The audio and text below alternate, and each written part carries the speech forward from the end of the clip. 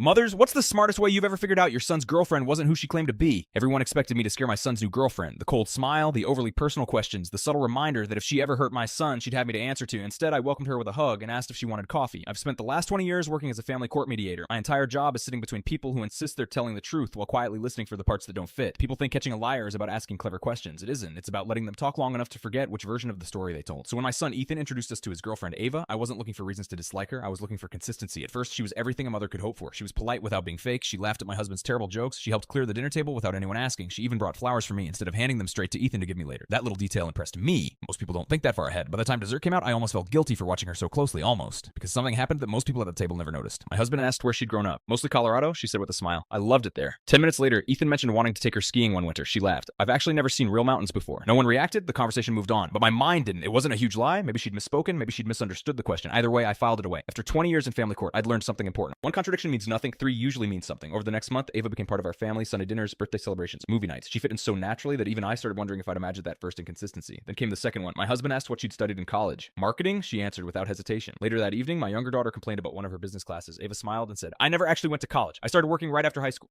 Again, nobody noticed. Nobody except me. I didn't interrupt. I didn't embarrass her. I simply added another piece to the puzzle. 2 weeks later, Ethan asked if we could all have dinner together because he had some exciting news. The moment they walked through the door, I knew what it was. People who are about to announce something wonderful have a certain energy about them. They almost glow. Halfway through dinner, Ethan reached across the table and squeezed Ava's hand. We're looking at apartments together. Everyone cheered. My husband raised his glass. My daughter started asking where they wanted to live. I smiled. But inside, a little voice reminded me of every couple I'd ever watched rush into something before truly knowing each other. After dinner, Ethan stepped outside to help my husband move a heavy planter. For the first time all evening, Ava and I were alone. She looked at the framed family photos lining our hallway. You've got such a beautiful family, she said softly. You're lucky? There was something genuine in her voice. For just a second, I wondered if I'd been unfair. Then she pointed at a picture from a beach vacation. That's your youngest son, right? I smiled. I only have one son? Her face froze for the briefest moment before she laughed. Oh my gosh, I meant your nephew? Except it wasn't my nephew. It was Ethan. At 7 years old, the same boy she'd been dating for almost a year. It wasn't the mistake that bothered me. It was how quickly she'd invented a new explanation instead of simply saying she'd been mistaken. People who tell the truth usually correct themselves. People who lie tend to protect the lie. That night, after everyone left, my husband asked why I'd gone so quiet during dinner. I told him I wasn't sure yet. He laughed. You're mediating again, aren't you? I always am, I admitted. He'd lived with me long enough to know that when I stopped talking, I was usually thinking. The next Sunday, I decided to do something I'd done hundreds of times in mediation. Not to trap Ava, just to answer a question. I was going to see whether she'd tell me the truth when telling the truth was easier than telling a lie. Make sure to subscribe so you don't miss part 2.